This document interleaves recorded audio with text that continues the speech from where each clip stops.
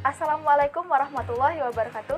Kembali lagi di Eka Aftania YouTube channel bersama saya, Eka Aftania, mahasiswi semester 4 Program Studi Komunikasi dan Penyiaran Islam, Institut Agama Islam Negeri Bengkulu.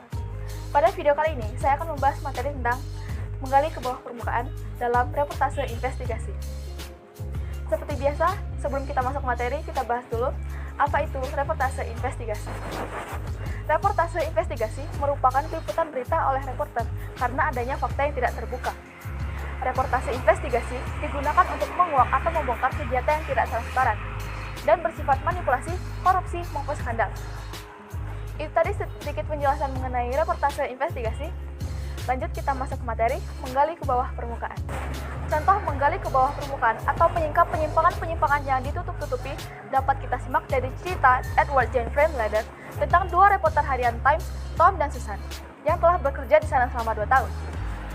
Beat atau wilayah liputan Tom adalah balai kota, dan Susan meliput kantor polisi. Pada satu hari, dalam sebuah jumpa pers, menjadi batu ujian bagi keterampilan Tom dan Susan sebagai reporter profesional. Dalam jumpa pers itu, wali kota yang didampingi oleh kepala kepolisian mengumumkan pembelian 6 mobil patroli baru. Tom juga mencatat apa yang dikatakan oleh wali kota mengenai jumlah kilometer yang ditempuh oleh mobil-mobil patroli lama, yakni masing-masing melebihi 100.000 mil. Tom sangat merasa bangga ketika tulisannya muncul di halaman depan Harian Times. Namun, kebanggaan itu langsung pupus ketika Susan menghampiri Tom di ruangan redaksi Times. Ternyata, Susan membawakan berita yang sangat mengejutkan untuk Tom. Berita yang dibawakan Susan itu begini.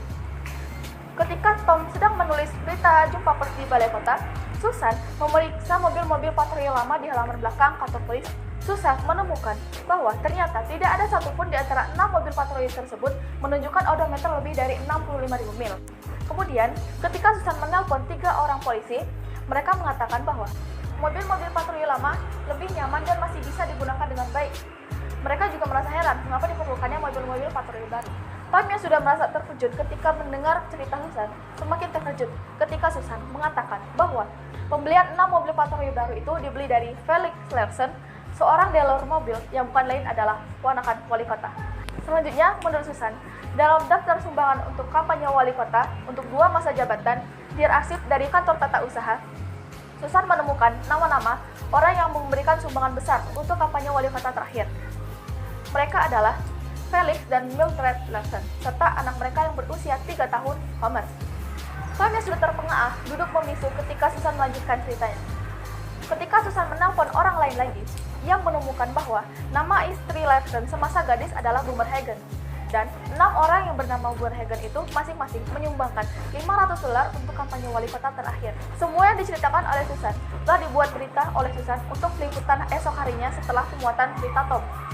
Bagaikan bola salju yang menggelinding ke bawah bukit, berita pemuatan Susan memancing panggilan para pembaca yang mempunyai informasi mengenai penyimpangan-penyimpangan lain di balai kota.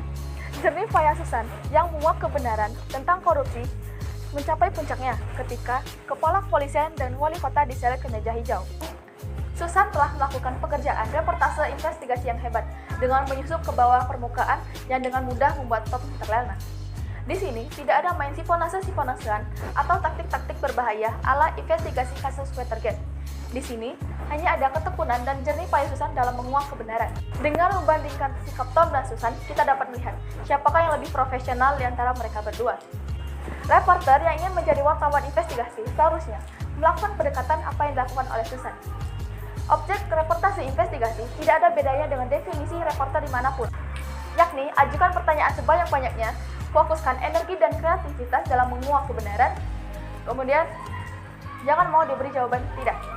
Demikian materi yang dapat saya sampaikan, semoga menambah hasanah jurnalistik. Mohon maaf jika terdapat kesalahan, saya ucapkan terima kasih. Sampai jumpa di video lainnya. Wassalamualaikum warahmatullahi wabarakatuh.